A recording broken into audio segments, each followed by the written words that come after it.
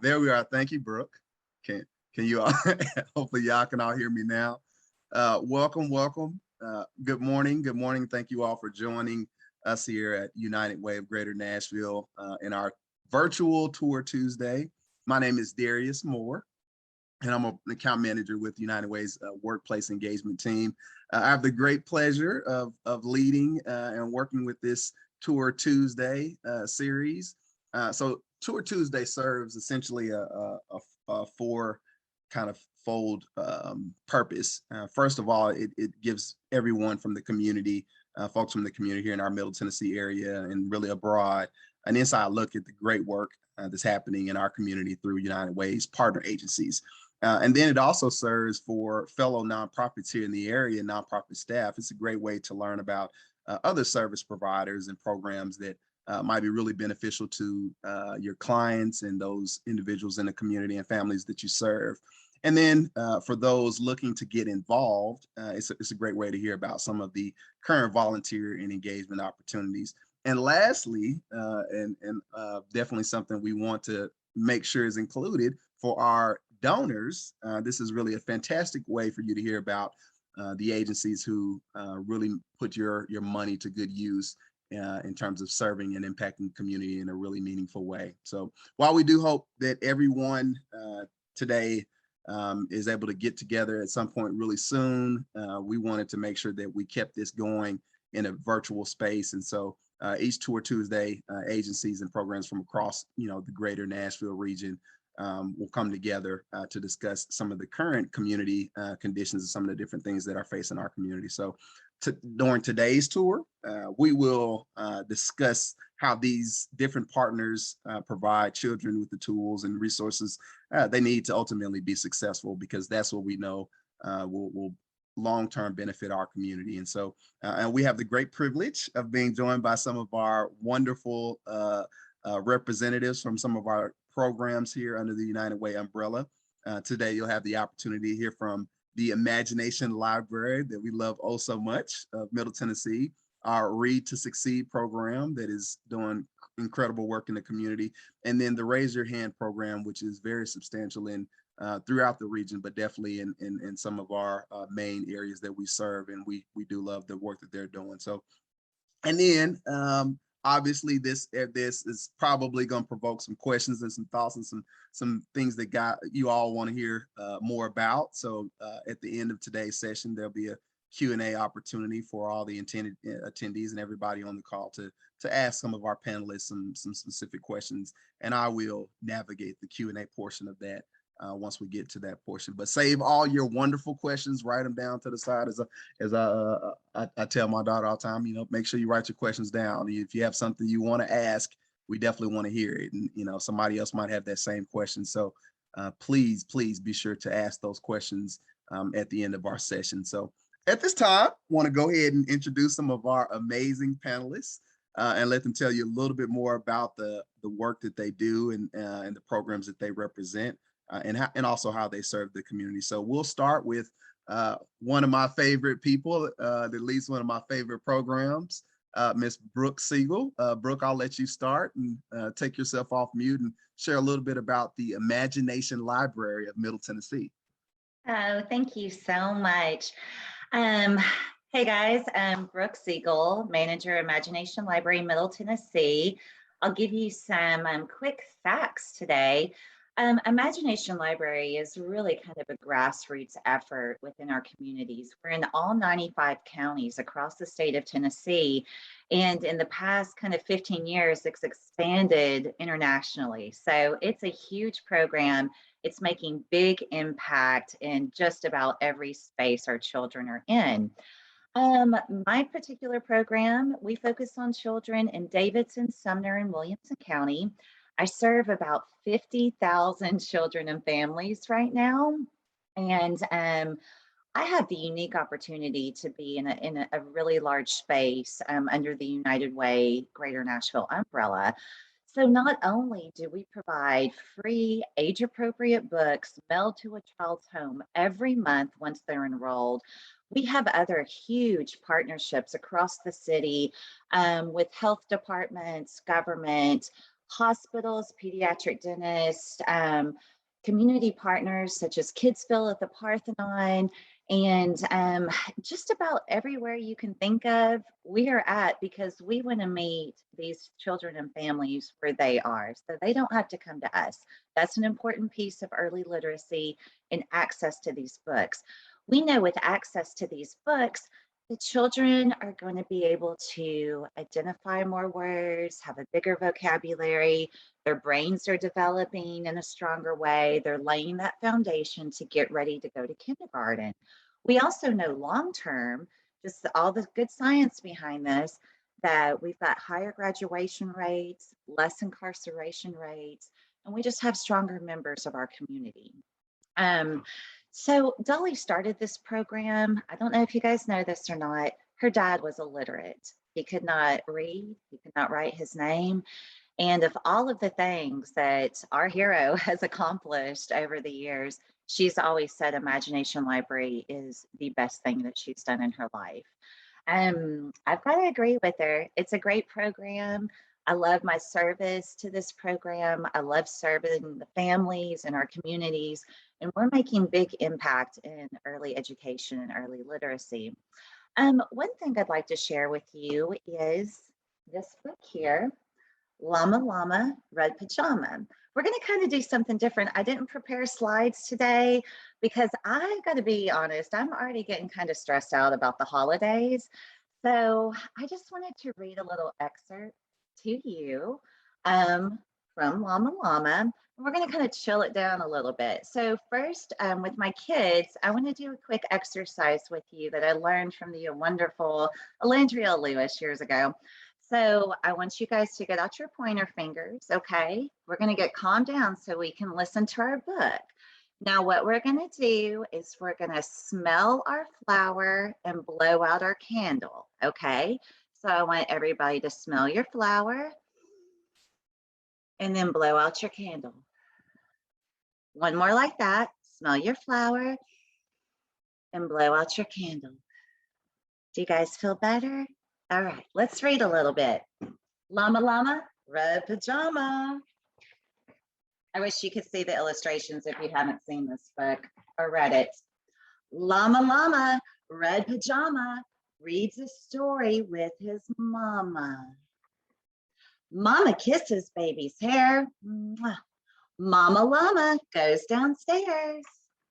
Llama Llama, Red Pajama, feels alone without his mama. Baby llama wants a drink.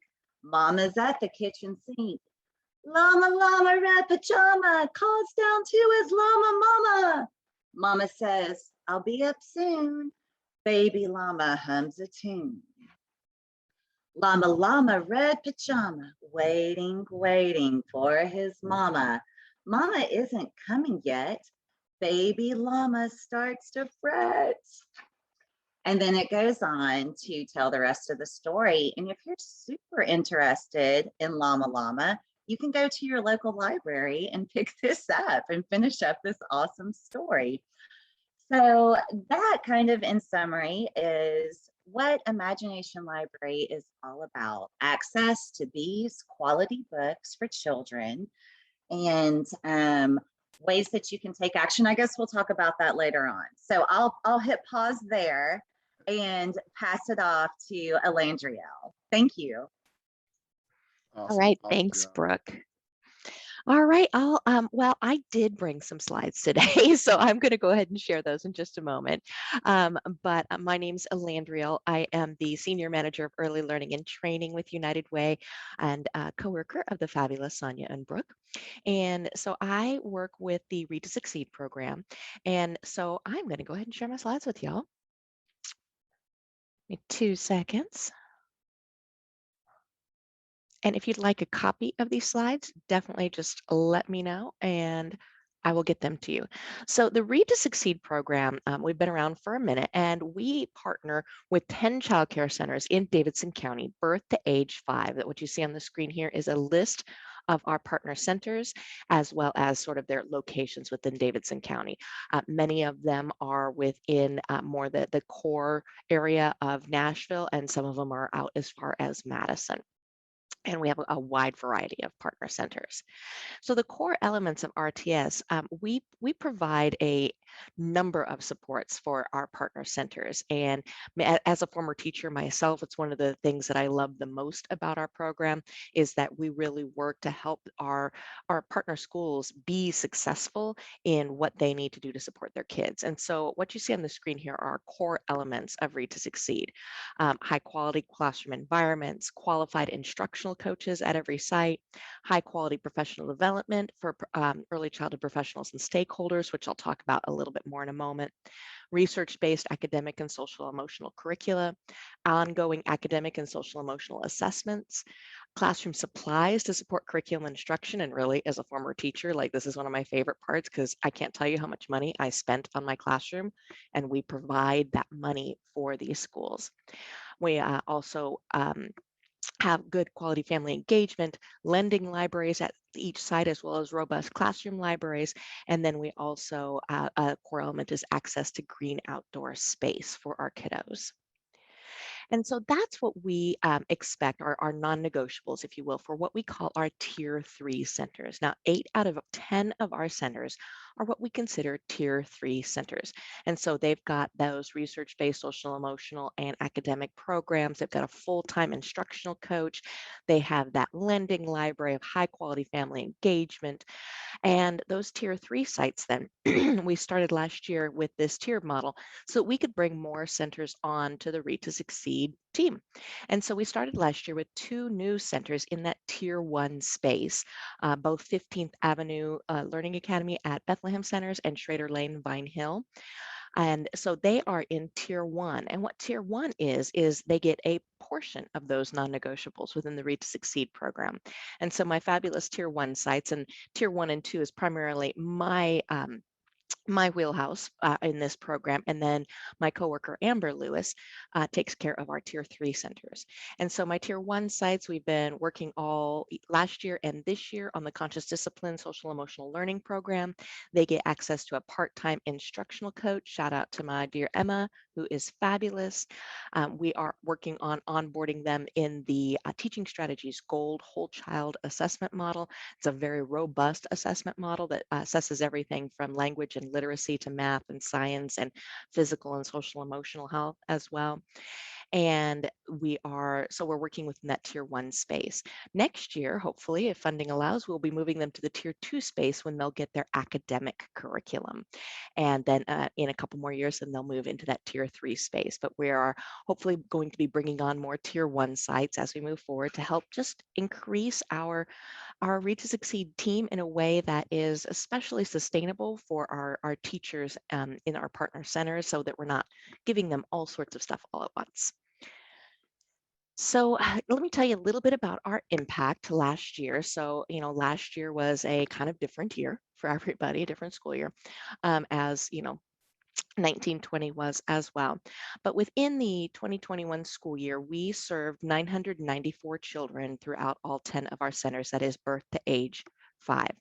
90% of our 3 and 4-year-old children met their goals for that year. And now last year, we only asked centers to evaluate children around social emotional learning and development because what with the pandemic and school closures and all the stuff that was going on that stresses teachers out and stresses children and families out, we wanted to make sure that that key component was being taken care of because academics don't matter if kids don't feel safe and connected.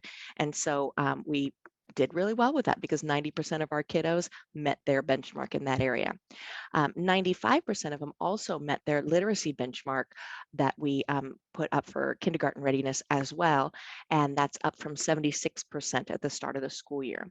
We also provided over 1,700 hours of leadership training to our directors and our instructional coaches, as well as over 19 hours of teacher training provided. And so that training takes place within a subset of Read to Succeed that I also manage, which is Read to Succeed Professional Development. And so within our professional development program, we provide high quality, hopefully as equitable access as we can, to high quality professional development for early childhood professionals and caregivers. All of our sessions, all of our offerings are free, which is very important within any educational space, but particularly in early childhood where the pay is especially low. So I run a weekly webinar series called the RTS Weekly Webinar Series. And these links on the page, which I'll also put in the chat in a moment, are ways that you can access this. And please feel free to share these links out. We've got events through February on our Eventbrite page currently. And then our archive has over, I think we're at 71 sessions right now in the archive between our yearly conference, which you'll see on this next bullet, as well as our weekly sessions. And teachers can get certificates for their DHS certification through live and recorded sessions. So I run a yearly conference as well. The last 2 years have been virtual. We're hoping to go to a hybrid model this next year. And then I also do on-demand training sessions for community schools, organizations, and businesses. And again, all of these offerings are free and DHS approved for certification needs. So our impact to date with Read to Succeed Professional Development is since we started, since we moved virtual at the beginning of the pandemic, so in April when we started the Read to Succeed webinar series, as well as the virtual conference, we have provided 71 training sessions, which amounts to over 5,000 educator training hours, with 47 guest speakers and guest speaker groups, in addition to the sessions that I do. We have trained teachers in 37 Tennessee counties, 47 US states, and 39 countries, which has been what I call a pandemic silver lining for going virtual.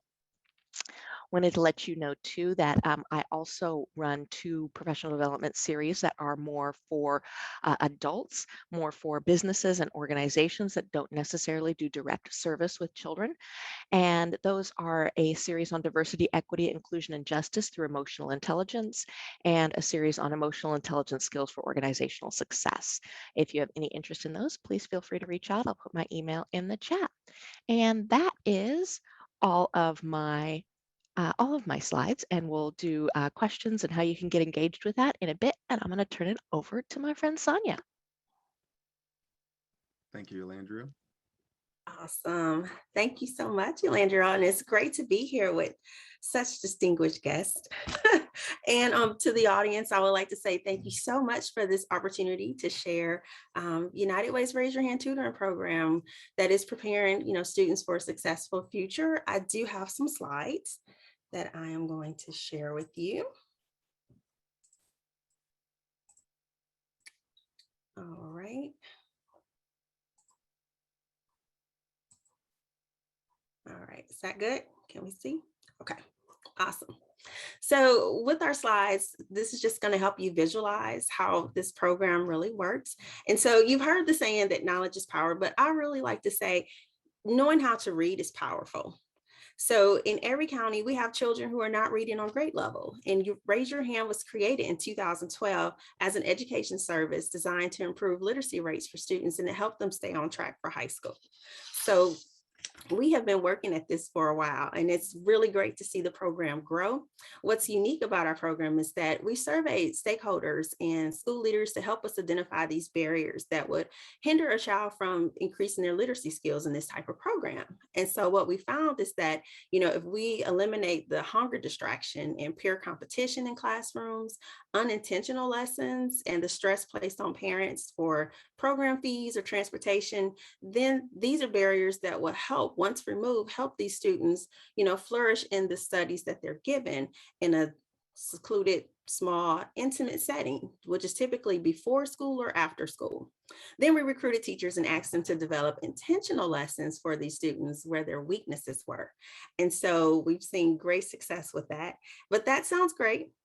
We felt there was one more component that we needed to include. And so what about supporting the teachers? Because let's think about it. That is an extension of the day. That is a long day for them, and they need to be supported too. So we figured if we added, 1 or 2 volunteer tutors to the classroom to to provide support for the teachers, then that would give them an opportunity to work more one-on-one and break down the student group size into smaller sizes. And so that has been the formula that has been most successful. And so now in our program, we see that every year that over 90% of our students achieve their reading levels goals and succeed and increase in their skills. And that is just so exciting to see the kids gain more confidence in their ability to read and grow into loving to read. And so, of course, that's what we want. So our services include 2 one-hour sessions per week, and that is full academic intervention. We are not a homework club. We do not babysit. We are actually working to make sure that those areas of weaknesses are built up and improved. And so Raise Your Hand also adapts to the demand. Over this past year, which was a hard year for everyone, we had to switch to virtual services. We had to attack that COVID slide, and we couldn't allow, just because we weren't in the school building, to allow the kids to get further behind. So we worked with the district and we were able to continue the services, which was really great. What we found was that even though we were providing tutoring services, that emotional base that the tutors provided on the screen with the students was more beneficial.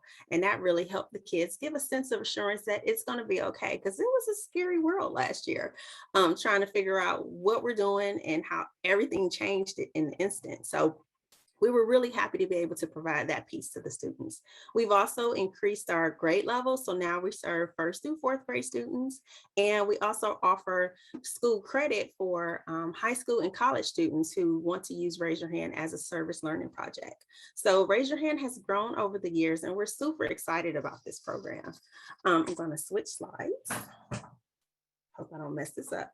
I did it. So on here, we also were able to provide 2 teachers who helped students that were hearing impaired students. So these are not the actual teachers. Forgive me for that. We were going to film the week that COVID shut down all the schools, but I thought it was so phenomenal that we were able to not just meet the needs of students who were falling behind in their reading, but also meet students who required special services. So that again is, shows how the program is working and working well for the students and adapts to whatever the need is. So I would like to just point out that our services are primarily in Williamson County. There is a possible expansion plan on the horizon in the future. And you may be thinking, well, it's Williamson County. Do they really need help? But they do. There is a need. Prior to COVID, only 64% of the students in Williamson County were reading on grade level or mastery. After COVID, well, can't say after because we're still in it, but at the end of last year, the percentage dropped to 59%. So yes, there's still more work to be done. And to sum things up, Raise Your Hand is an exceptional service for students reading below grade level for 1st to 4th grade that is uniquely designed to stimulate innovative strategies to help students achieve reading success. We are so excited that there are volunteers and community leaders and teachers who are willing to take this extra step, because it's an additional hour to everyone's day, but it is so worth it. It is so beneficial for the kids. And they don't call it tutoring. The kids don't feel like, oh, I have to go to tutoring. No, it's club. You're special. You're going to reading club or math club. And the kids are excited, which makes my job just a little bit more interesting because I have to make sure the snack is really, really good, so that the kids are super excited to come to reading club because they get to say, we had this for snack.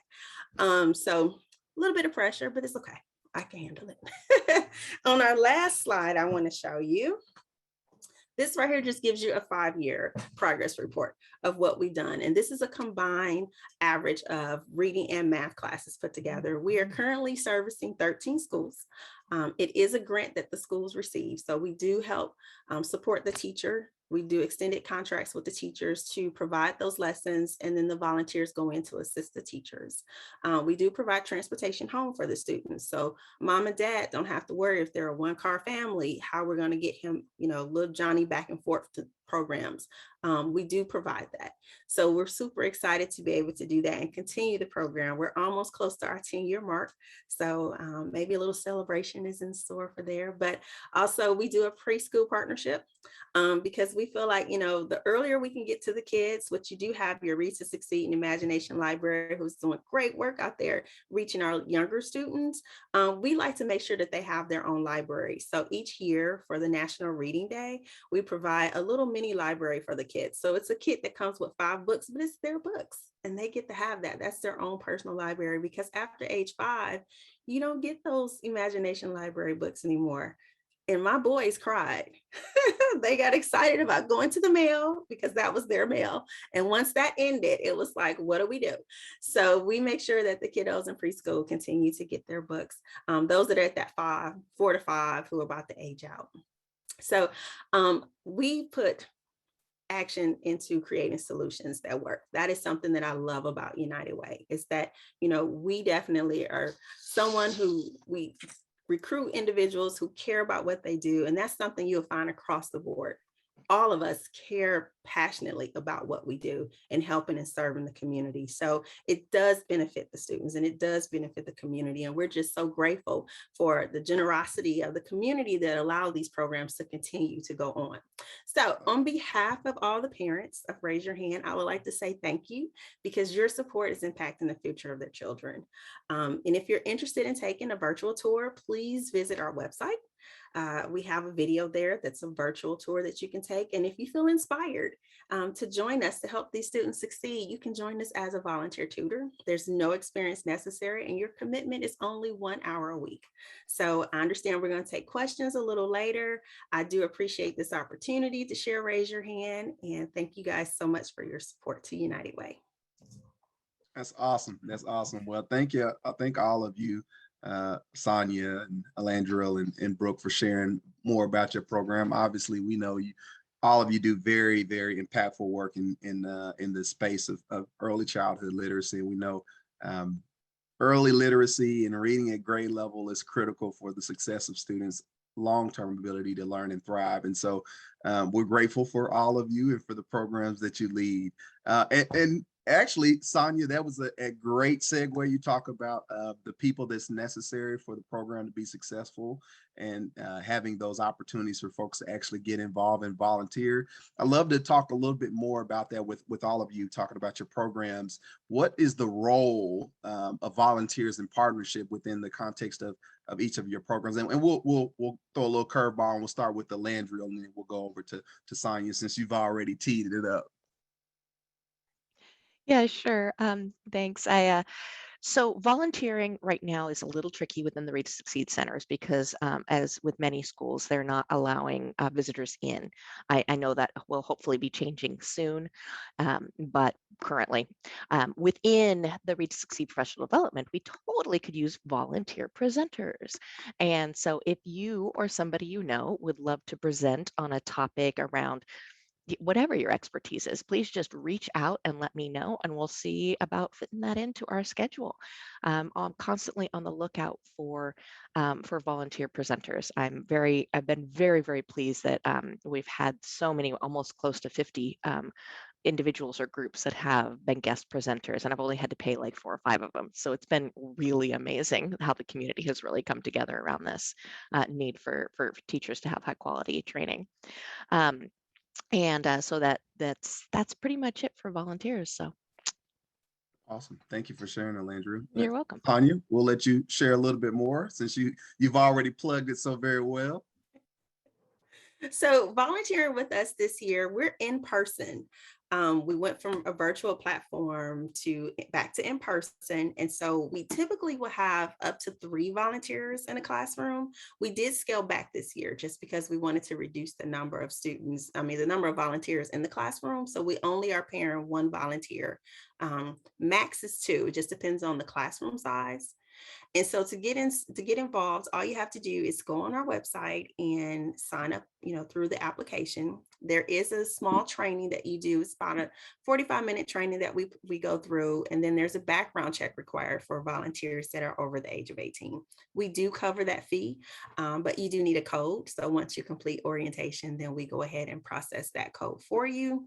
And then we can get you involved. I know people freak out and like, do I need to go buy books? What do I need to do? No, the cool thing is that we pair you with teachers. So the teachers prepare the lesson. Your main job is to show up and support them. And so we do parallel teaching in the classroom where the volunteer and the teacher is doing the exact same assignment or lesson with the students, but in different groups and in the same setting. So you will get the same equipment and materials that the teacher has. And so it's really a win-win for everybody. And we could definitely use more volunteers. I will say we only have 2 weeks remaining in this session. We run for 8 to 10 weeks. So this will be a good time for you to get your background check if you're interested, get involved, and get ready to start in the spring. Wonderful, wonderful. Thank you so much for kind of sharing more about that. I think that volunteers and having people there are really the lifeblood of a lot of our programs. So we greatly appreciate it. So we'll hand it off to you lastly, Brooke, to kind of share a little bit more of how volunteers can get involved and plugged into the Imagination Library program. All right, thanks, Darius. So Imagination Library has a really unique volunteer opportunity. And much like Alandriel shared, we are in a holding pattern right now until we get the green light to be back out within our centers doing our work.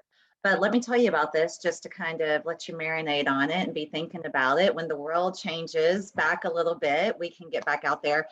So being at United Way, back when things were normal, you know, we were out in schools, we were reading to school age children. We had all of these volunteers that were really passionate about that.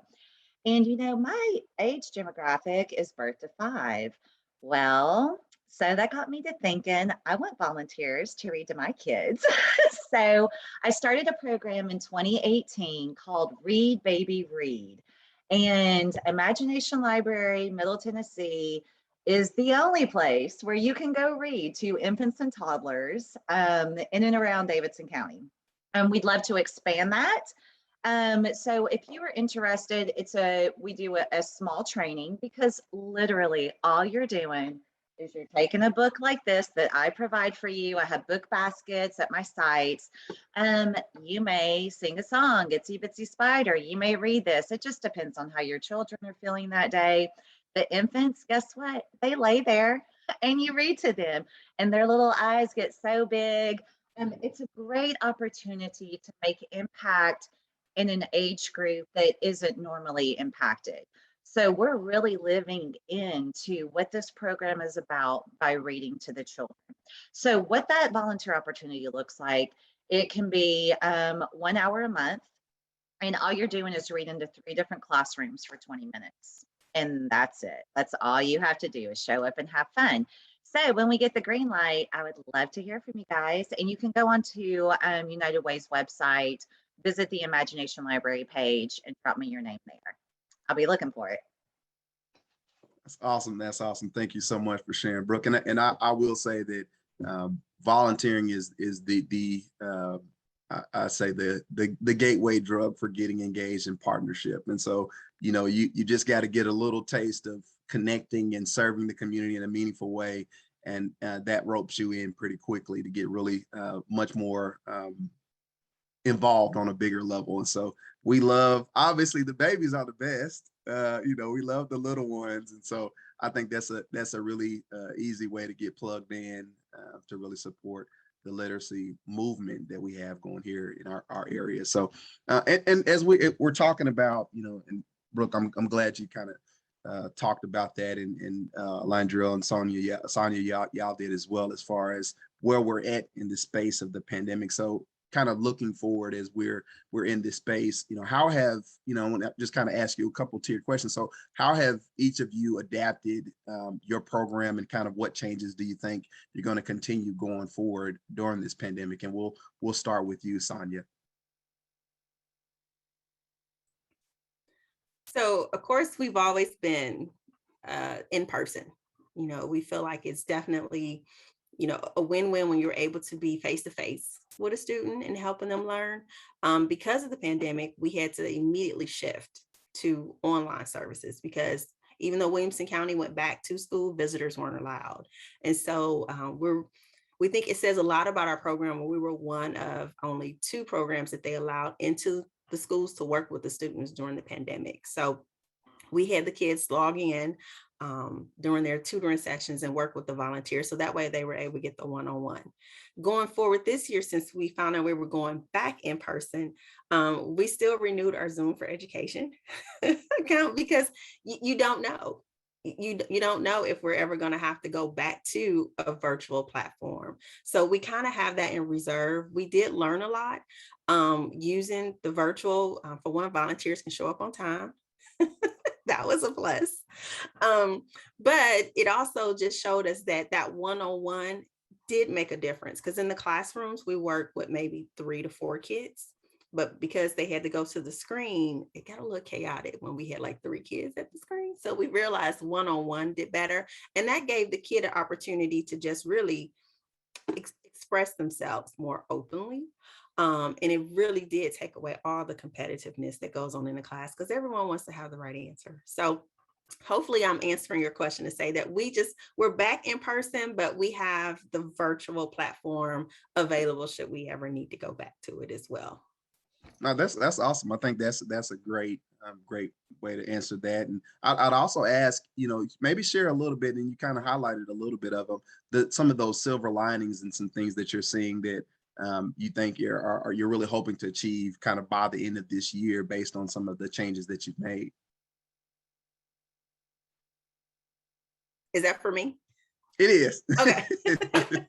We'll ask this for all of y'all, for Okay. Landry and Brooke. Y'all already just have your brain cogs moving, so you know what's to come. But yeah, that's for you, Sonia.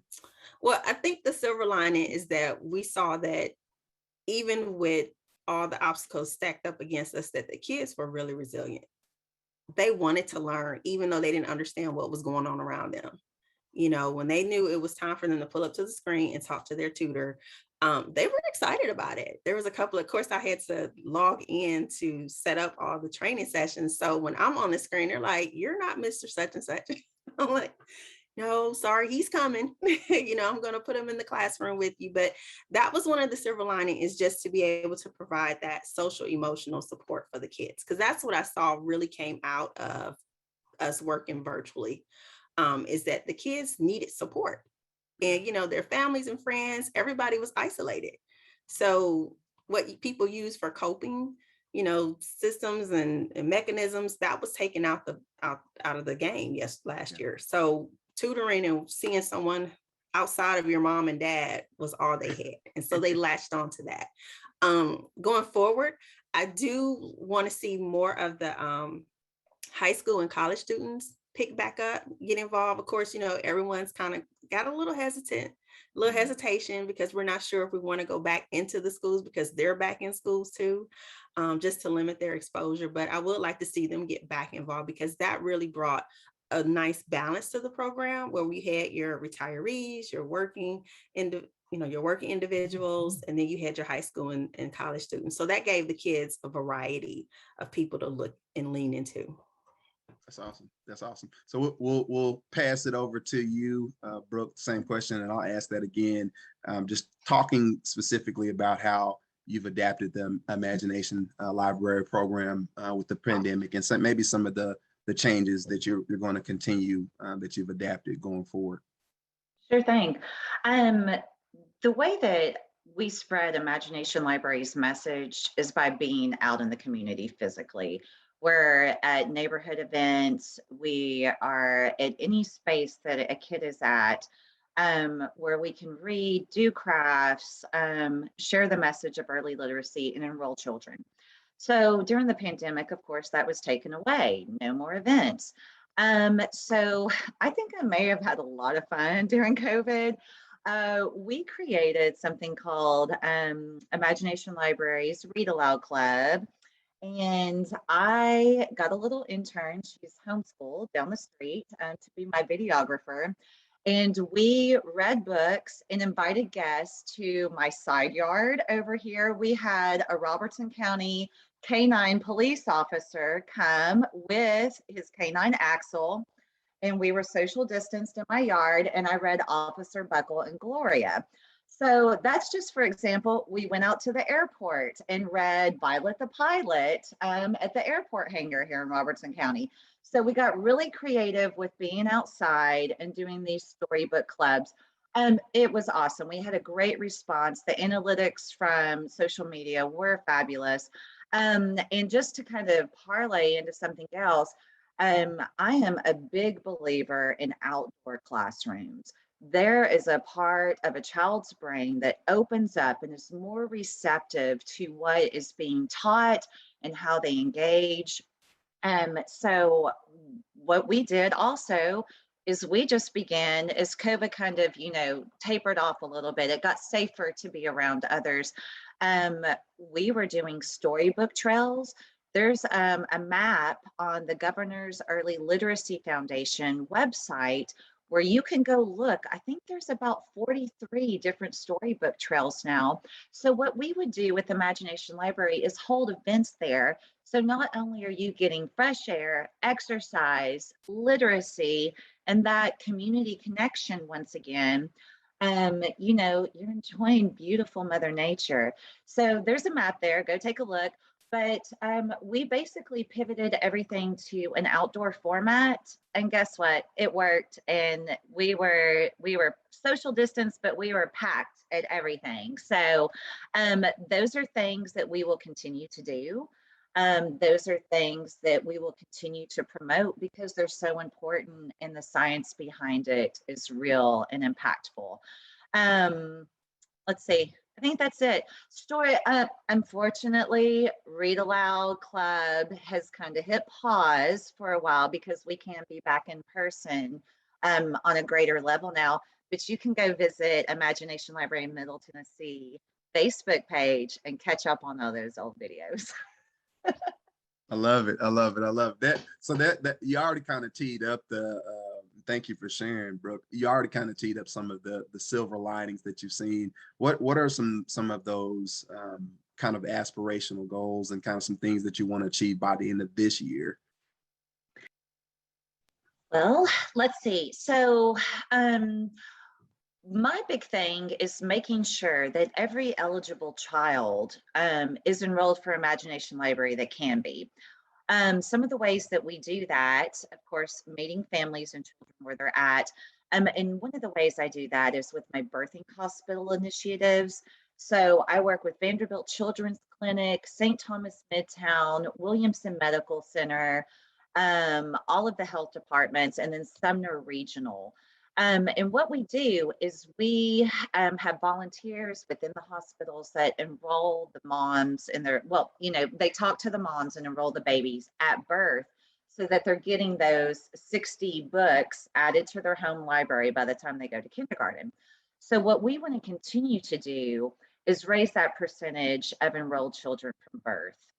And we're sitting at about 65% eligibility right now. So we want to continue to tick that up. It's never going to be 100% because we know children roll off at 5 years old, or they move out of state, or there's a couple of different factors.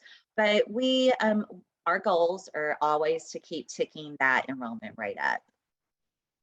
Awesome. Well, that's wonderful. Thank you so much for sharing, Brooke. And I love how there's so much intentionality around the work. It's never just, hey, we want to do something and then we don't map out anything in between. So I love the intentionality with all of your programs. So we'll toss it over to you, Landra. Share a little bit about some of those adjustments and the way you've adapted, you and the team have adapted your program with Read to Succeed.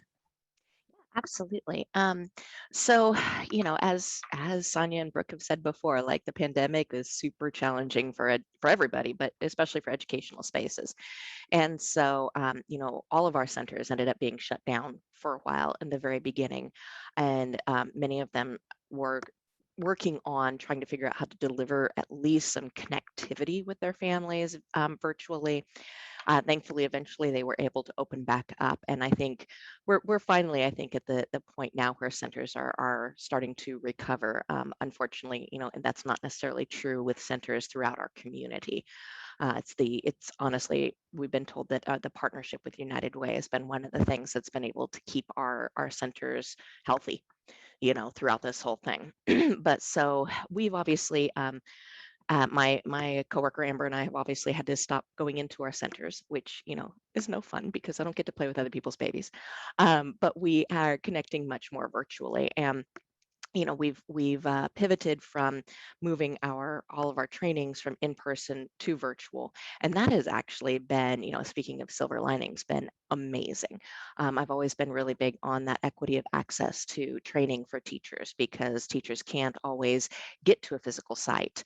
They may not have coverage, they may live too far away, and so being able to do virtual and then also the recordings has been really profound. I mean, I shared with you that data earlier on the program itself's impact, that we've hit 37 Tennessee counties, 47 states, and 39 countries.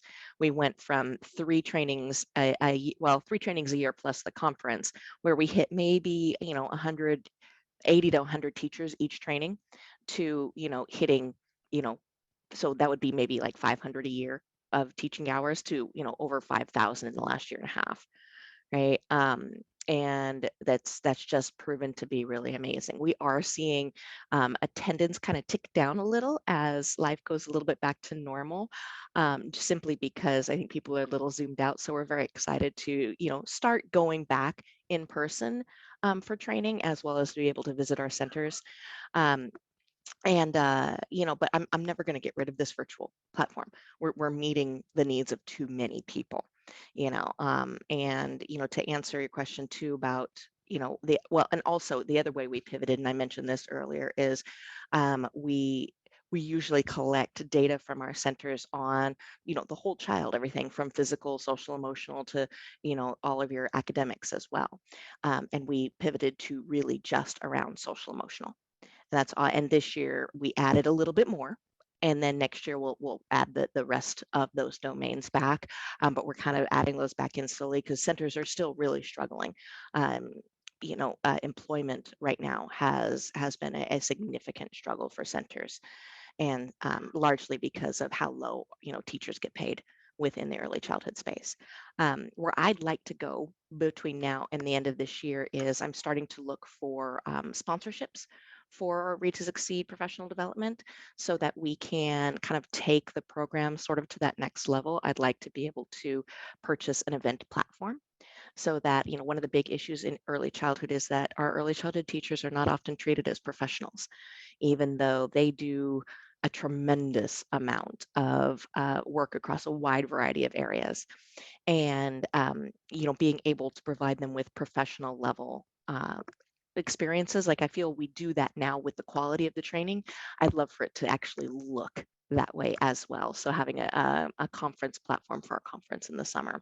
So that's where I'm hoping to go right now. I'm trying to dig a little bit into that fundraising a little bit and find sponsors for our professional development program, and so we can bring in more national caliber presenters as well, because not all of them are willing to do them for free. Understood. Well, that's awesome. Thank you so much, Alandra, for sharing and for covering all the bases. You're definitely a pro at this. I appreciate you. Well, so at this point, I think, a lot of people, there's a lot of great information that all of you have provided. And so I think there's probably a lot of questions and some information that some of our attendees want to know more about. So we'll open up the Q&A session, and feel free to submit your questions using the link at the bottom of your screen. And we will, I think you can see that. You should be able to. If you cannot, please, by all means, drop me a message in the chat.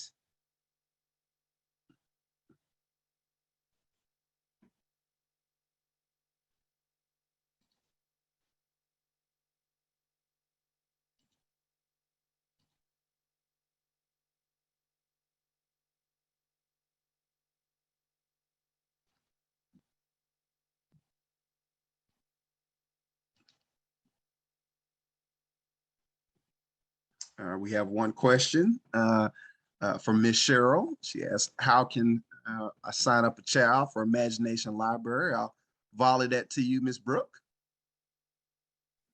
No, that's super easy. You can go right onto United Way Greater Nashville website and visit the Imagination Library page. And on the left-hand column, there is a way to enroll your child.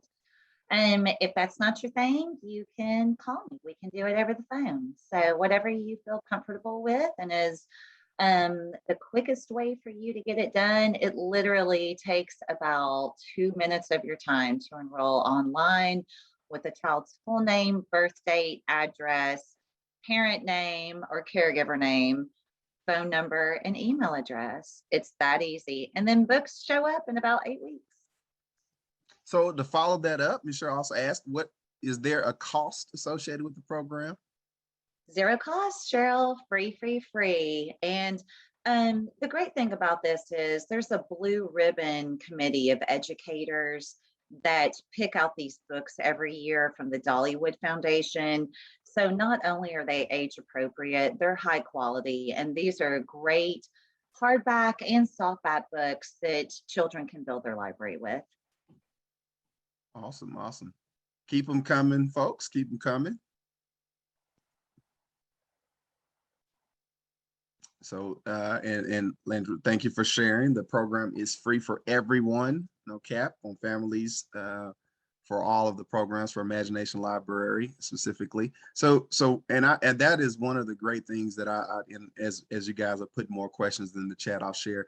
I think this is all three of the programs, Imagination Library, Read to Succeed, and Raise Your Hand, provide a lot of equity of access. And so we know there are a lot of folks in the community that may not have some of the resources as some of folks like ourselves. And so this provides not only a place to get all of those resources United Way does, but these programs provide very specific, very intentional ways for you to connect and meet some of these needs around early childhood literacy and having folks come in and speak to and talk to students and read books. So that we know that that's critical for the success of our community, is having those students have those opportunities. We have another one. How do you get referred to participate in the Raise Your Hand program? So with our student selection, that is based totally off of the fall assessments of each child. So we wanted to find a way to make it fair across the board for any child that is at a certain, benchmark. They automatically get enrolled. And so it also took the pressure off of us trying to figure out what the criteria should be. So the school sets that. And if your child fits below a certain benchmark, you'll receive a letter from the school principal to enroll and to Raise Your Hand. But there's no fees or cost associated with it. And the average tutor is like $25 an hour now. So, this is a big deal that the kids are getting services from a certified teacher in most cases, and volunteer support for free.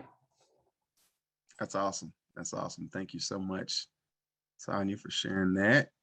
Any other questions from the chat? Snacks as well. Thank you, Landry. Please, by all means, feel free to enter any questions. We'll give it a few more minutes.